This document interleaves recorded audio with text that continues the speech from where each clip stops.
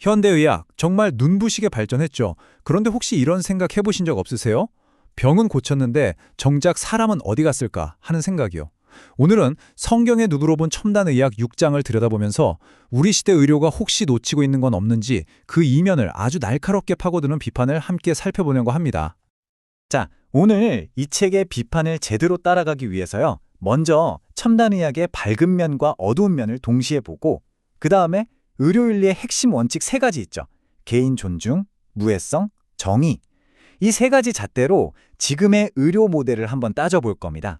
그러고 나서 이 문제의 뿌리가 대체 어디에 있는지 파헤쳐보고 마지막으로 저자가 제시하는 대안은 뭔지 살펴보면서 마무리하겠습니다. 본격적인 이야기에 앞서서 이 문장 한번 보실까요? 의학은 사람을 질병으로 만들어버리고 환자를 진단명으로 바꿔버린다.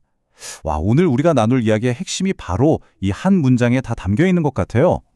네, 바로 이 관점이 저자가 비판하는 생애학 모델의 핵심입니다.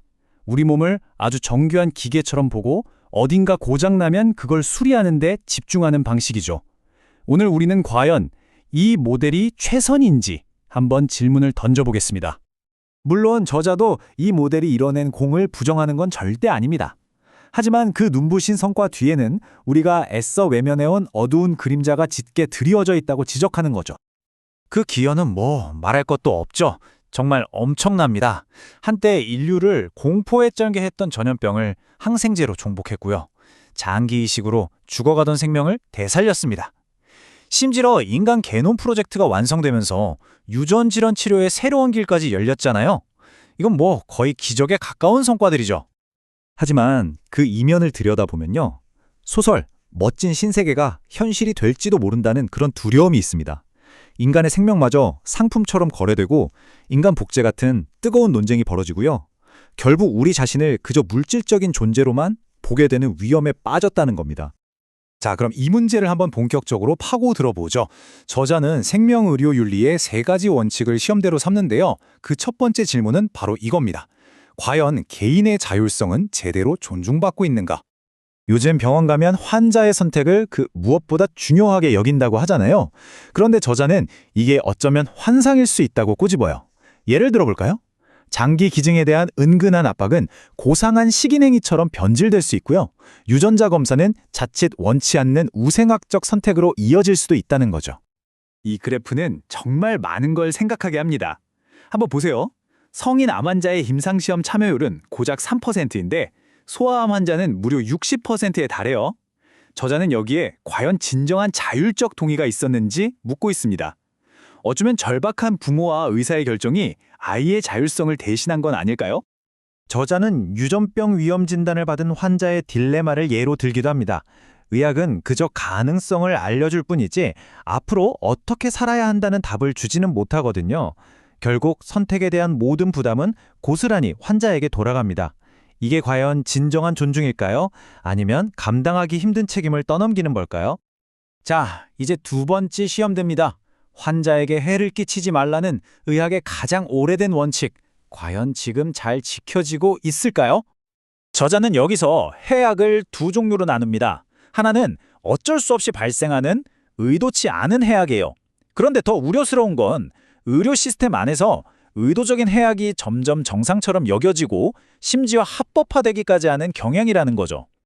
저자는 심지어 가족에게 장기 기증을 권유하는 상황을 두고 고상한 형태의 식인행위라는 아주 강력한 표현까지 씁니다. 선한 의도로 시작된 일이 어떻게 개인에게 엄청난 압박과 해악으로 돌변할 수 있는지를 보여주는 정말 날카로운 지적이죠. 마지막 윤리적 시험대는 바로 정의의 문제입니다. 한정된 의료 자원이 과연 공정하고 평등하게 분배되고 있느냐는 거죠. 저자는 현재 의료 시스템이 전혀 정의롭지 못하다고 강하게 비판합니다. 수십억 달러를 쏟아붓는 암 정복 사업은 기대만큼의 성과를 내지 못하고 있는데 정작 저렴한 예방 사업은 외면당하고 있다는 거예요.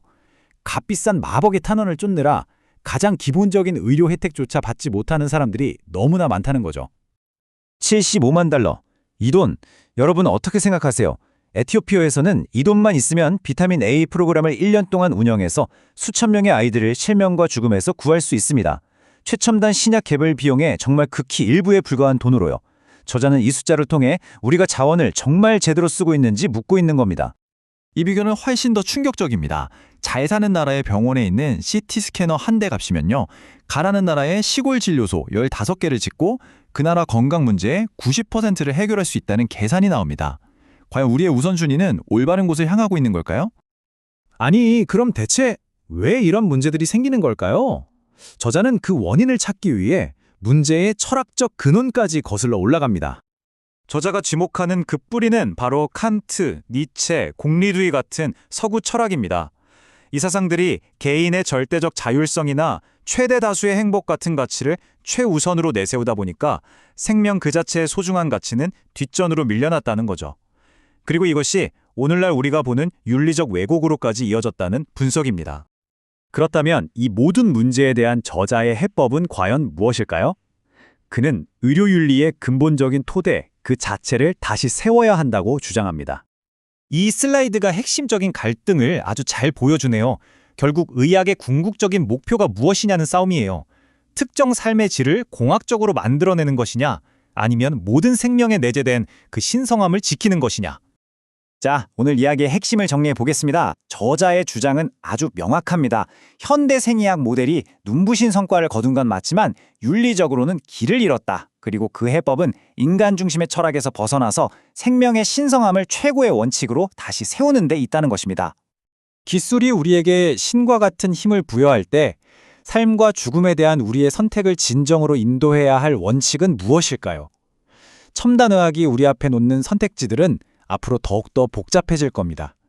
이 마지막 질문을 여러분께 남기면서 오늘 이야기를 마무리하겠습니다.